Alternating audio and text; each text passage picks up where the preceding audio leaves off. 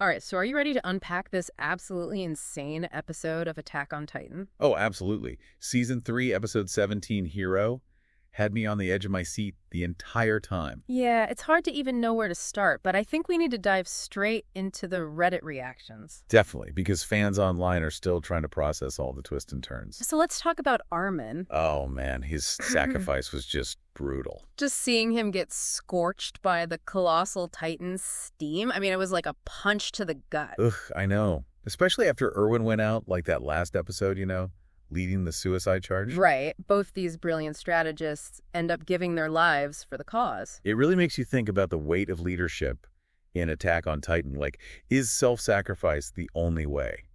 What do you think? I'm not sure. It's a tough question. And you know that post-credit scene from last episode with the charred body? When I first saw it, I totally thought it was Erwin. Yeah, same here. It makes the foreshadowing of Armin's fate even more chilling. Right. And then there's the whole debate about whether Armin could be brought back with the Titan serum. Oh yeah, some fans are holding on to that hope pretty tight. Yeah, they point to the fact that Eren kept Bertholdt alive. Like, he's saving him for Armin to eat, to inherit the colossal Titan power. Exactly. But then you have those fans who think it's too late. Yeah, that the serum only works if your well's still alive. It really makes you wonder, does death actually mean game over in this world? Right. Or is there some way to bend the rules? We'll have to wait and see. Okay, but can we talk about Levi versus the Beast Titan? That fight was just pure insanity. I know. Some viewers were even comparing him to a blender online. Oh yeah, just slicing through Zeke's Titan form like it was nothing. Levi was an absolute badass this episode. Holy shit, he minced the ape like butter. I mean, that comment pretty much sums it up. But what I find interesting is that he captured Zeke instead of killing him. Right. Because they need him alive. Someone has to eat him to gain his power. But what's Zeke really up to, though? I mean, he criticizes the walled society for sending kids to fight. Yeah, but then he turns around and tries to wipe them all out. It's confusing. It is. It's like, what are your motivations, man? Come on. And then there's all that stuff about his father. Like how different he is from him. Yeah, like there's a whole backstory there that we don't even know about yet. Exactly. And on top of all that, he's got these crazy Titan powers himself. Hardening control over other Titans. It makes you wonder, why does he even need the coordinate? The power that Eren has. Yeah, what could he possibly be missing? Maybe Zeke's control over Titans is limited somehow. Like he can control the ones he creates, but Eren's coordinate gives him a wider range? Yeah, like a connection to all the Titans. It's an interesting theory. And speaking of interesting, did you see that new Titan shifter? Oh, the one who shows up out of nowhere to save Zeke. Yeah, the fans are losing their minds trying to figure out who it is. Yeah, they're already predicting a backstory episode like Ymir had. It wouldn't be Attack on Titan without some crazy reveals, right? But with all this chaos, it's easy to forget about the other characters. Oh, totally. Like, what about Erwin? Right. After that insane suicide charge, will he even pull through? And then there's Sasha. We saw her get injured and then nothing. It's like the episode is messing with us on purpose. Reminding us that nobody is safe. I know. Talk about stressful. And then there's Reiner, who just vanishes after the battle. And poor Marlo. Confirming his death was rough. Especially that detail about his final thoughts being about Hitch. Oh, man. Yeah, that one hit hard. But at least Hank survived.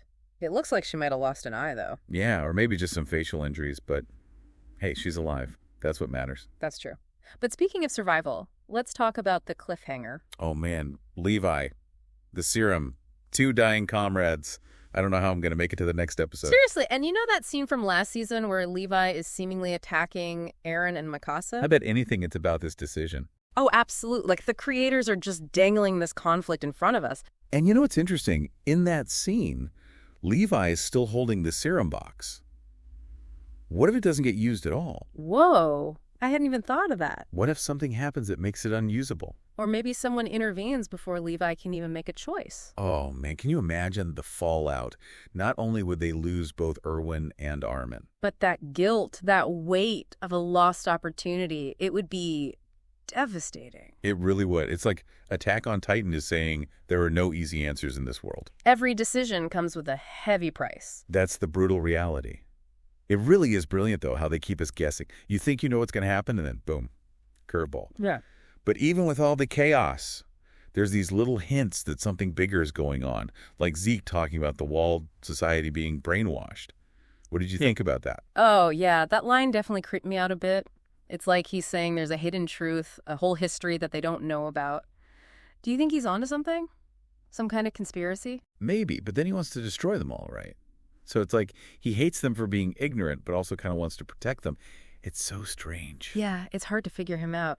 And did you notice how even in his Titan form, Raynor still calls Levi Captain? Yeah. What's up with that? Such a tiny detail, but it just shows how complicated their relationship is. Right. Like, there's this history, a bond that even war can't completely break.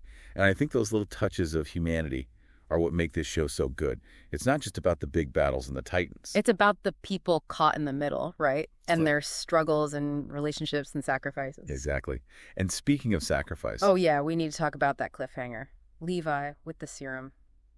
Erwin and Armin both dying. that scene from last season with Levi seemingly attacking Eren and Mikasa. It has to be about this decision, right? Oh, 100%. Yeah. It's like they're setting us up for this huge conflict. And what if the serum doesn't even work? Yeah, in that flash forward scene, Levi still has the serum box. Right. So what if something happens that makes it unusable? Or what if somebody stops him before he can make a choice? Can you imagine the emotional fallout if they lost both Erwin and Armin? It would be brutal. Not only the loss, but the guilt of a missed opportunity. It would be too much. And even if the serum does get used, the survivor will have to live with that choice, knowing someone else died so they could live. Yeah, there are no easy answers in this world. Every decision comes with a price. That's Attack on Titan for you. And it's why fans are calling this one of the best episodes, not just of the season, but of television ever. I can definitely see why. The way they build the tension, the character development, the world building, it's all so well done. And did you see that little snippet in the next episode preview? The new Shifter's eyes glowing red? Oh, yeah. That has to mean something, right? Some fans are saying it means Berserker mode, some kind of crazy power-up. Like red-eyed Titans are always super dangerous and unpredictable. So this new Shifter could be even worse than Zeke or Berthold. Potentially. Makes you want to binge the whole season right now. Right, but these episodes are so good, I kind of want to savor them, you know? Yeah, the action, the suspense, the emotion, it all just works so well. It really does. And the title of the episode, Hero, it's such a simple word. But in this story, it means so much. Right, it's not just about Armin's sacrifice. It's about every soldier in the Survey Corps. Those who lived and those who died fighting for something bigger than themselves. Risking it all for a future they might not even see. And you know, it's not even just physical bravery. It's about the mental and emotional strength to face these horrors, to keep fighting when all hope is gone. Yeah, you can see the toll it's taking on everyone. Levi, the weight of leadership on his face. Eren, the anguish in his eyes after Armin dies. It's rough. And it brings us back to that question. If you were Levi, who would you choose? Erwin or Armin? It's the impossible choice, right? There's Yeah. no right answer. And it makes you think about your own values and what you would do in that situation. It really does. Do you choose the experienced leader or the young prodigy? I don't know. And that's what makes Attack on Titan so brilliant. It makes you think critically, grapple with these emotions, and confront the realities of war and sacrifice. It does, and it does it so well. It really stays with you, doesn't it? Like, long after the episode is over, you're still thinking about it. Attack on Titan doesn't just give you explosions and cool fights. Yeah, you really feel for the characters. And this episode, especially with Armin's dream. Oh, you mean about seeing the ocean? Yeah, remembering that whole thread throughout the series and then here in this episode. It becomes so much more. Right, like it's not just about seeing water, it's about freedom. A world beyond the walls, a future they're all fighting for, and then Armin gives that dream to Eren. Passing the torch. Ugh, I know, and when Eren promises to show him the ocean, I was done, just bawling. And it makes you wonder how this will change Eren. I mean, he's already been through so much. And now losing Armin on top of it all, and then there's Erwin. Like, what happens to the Survey Corps now? Right, who will step up and lead? We see Jean becoming more mature, but is he ready? Good question. And a lot of fans are saying that even if Hang survives, she might not be the leader they need. Yeah, she's amazing, but her passion is research, understanding the Titans, not necessarily leading troops into battle. True. So does the Survey Corps need a strategist like Erwin or a scientist like Hang? Maybe they need both. Who knows? It's interesting, though, how this kind of mirrors real-life leadership problems. Right? Yeah, totally. Like sometimes things happen and people have to step up that you never expected. And speaking of unexpected, that mysterious new Titan shifter. Oh, yeah, Zeke's guardian angel. The fans are already comparing them to Ymir. saying we'll get a backstory episode. Oh, 100% agree with that. We need some more crazy reveals. This is Attack on Titan after all. And can we just talk about how insane this episode was visually? Oh, for sure. Levi destroying the beast Titan to Armin's sacrifice. Every scene was just, wow. And the animation was incredible. So fluid and dynamic. You really felt the power of the Titans and the skill of the Survey Corps. They really upped their game. And the music. Yeah. Don't even get me started. Oh yeah, the soundtrack was perfect, amplified all the emotions. It's like the music becomes part of the story in Attack on Titan. Yeah. Haunting, epic. Yeah. So good. And the voice acting, too. Incredible, like always. Oh yeah, they really brought the characters to life, especially in those heavy emotional scenes. You felt every bit of it. Yeah, they deserve a ton of credit. Yeah. Because Attack on Titan isn't just an anime, you know? It's a whole experience. It really is. It stays with you. So that wraps up our deep dive into Season 3, Episode 17, Hero. We're heartbroken, we're shocked, and we need answers. Yeah, we'll have to wait for the next episode, but until then, let us know your theories. And be prepared, because the fight for humanity is far from over. See you next time.